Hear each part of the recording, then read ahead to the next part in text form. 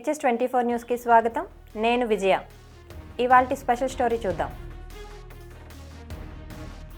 AP రాజకీయాల్లో అనూహ్య పరిణామాలు చోటు చేసుకుంటున్నాయి.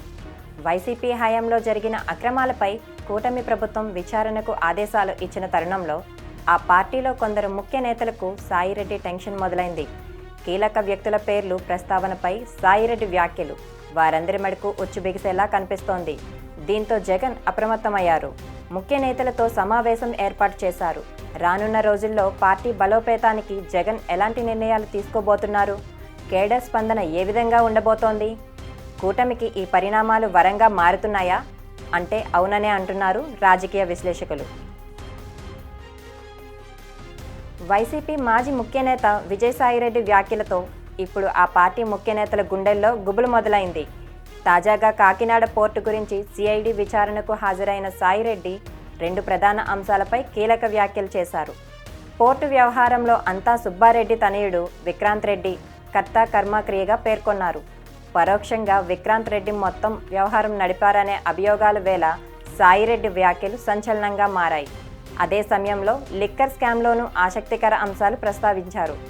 కసిరెడ్డి రాజశేఖర్ రెడ్డిని లిక్కర్ స్కామ్లో సూత్రధారి, పాత్రధారిగా పేర్కొన్న సాయిరెడ్డి భవిష్యత్తులో అవసరమైతే మరిన్ని అంశాలను వెల్లడిస్తానంటూ పార్టీ నేతలకు కొత్త ట్విస్ట్ ఇచ్చారు. ఇటు లిక్కర్ స్కామ్లో సిఐడి విచారణ వేగవంతంగా చేసింది. అనేక కీలక అంశాలను వెలుగులోకి వస్తున్నాయి.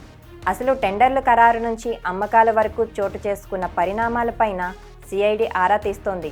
ఈ వ్యవహారంలో ఇప్పటికే ఎంపీ మిథున్ రెడ్డి లక్ష్యంగా టీడీపీ తమ సోషల్ మీడియా ఖాతాలో సంచలన ఆరోపణలు చేసింది. మిథున్ రెడ్డి సైతం తమపైన రాజకీయ కోణాలనే ఆరోపణలు చేస్తున్నాయని చెప్పుకొచ్చారు.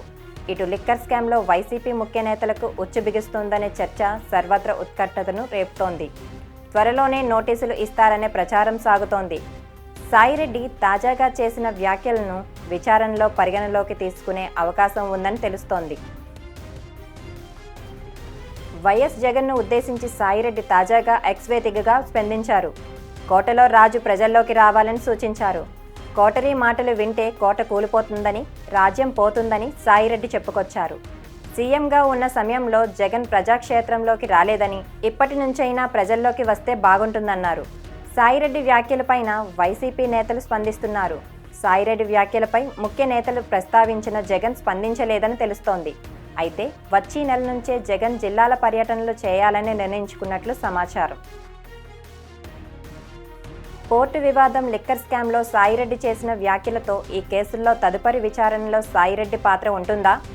ఉంటే ఏం చేయబోతున్నారు అనే ఉత్కంఠ అటు రాష్ట్రంలోనూ ఇటు పార్టీలోనూ కనిపిస్తోంది. సాయిరెడ్డి వ్యాఖ్యలతో వైసీపీ భవితవ్యం ఎలా ఉండనుంది? వైఎస్ జగన్ ఎలాంటి వ్యూహాలు అమలు చేస్తున్నారు? ఇవన్నీ తెలియాలంటే మరికొన్ని రోజులు వేచి ఉండాల్సిందే. ఇది ఇవాల్టి స్పెషల్ స్టోరీ. ఒక రకంగా నయానో భయానో లేకుంటే మంచిగానో కాళ్ళు పట్టుకోనో చేతులు పట్టుకోనో లేకుంటే ఆర్థికంగా ఏదో ఒకటి చేసో వాళ్ళు ఆయన దగ్గరికి పంపిస్తారే కానీ దేవుడి దగ్గరికి పూజారులు అదర్వైజ్ దేవుడి దగ్గరికి పంపించట్లా. ఇది జరిగేటటువంటిది. ఈ చెప్పేటటువంటి ఒక నాయకుడు అన్నటువంటి వాడు ఈ చెప్పుడు మాటలను నమ్మకూడదు. చెప్పుడు మాటలను నమ్మితే నాయకుడు నష్టపోతాడు, ప్రజలు నష్టపోతారు, పార్టీ నష్టపోతుంది. ఇక్కడ జరిగేటటువంటిది అదే. వైసీపీ పార్టీలో పూజారుల హవా నడుస్తుంది. తప్పకుండా ఏకీభవించకుండా ఉండేదానికి ఏముంది దాంట్లో? ఈ కోటరీ వల్లనే నేను ఆయనకి దూరం అయ్యా. నేను ఇంకోటి, ఆయన జగన్మోహన్ రెడ్డి గారితో నేను మాట్లాడినప్పుడు నేను చాలా స్పష్టంగా చెప్పా, సార్ మీ మనసులో నాకు స్థానం లేదు, నా మనసు విరిగిపోయింది. మీ మనసులో స్థానం లేనప్పుడు ఈ పార్టీలో కొనసాగాల్సినటువంటి అవసరం నాకు లేదు. కాబట్టే నేను ఈ పార్టీ వదిలి వెళ్ళిపోతున్నాను. మీ చుట్టూ ఉండే వాళ్ళ చెప్పుడు మాటలు విని మీరు తప్పుదోవ పట్టొద్దు. మీకు ఎవరు నిజాలు చెప్తున్నారు, ఎవరు అబద్ధాలు చెప్తున్నారు అన్నటువంటిది మీరు పూర్తిగా అర్థం చేసుకోండి.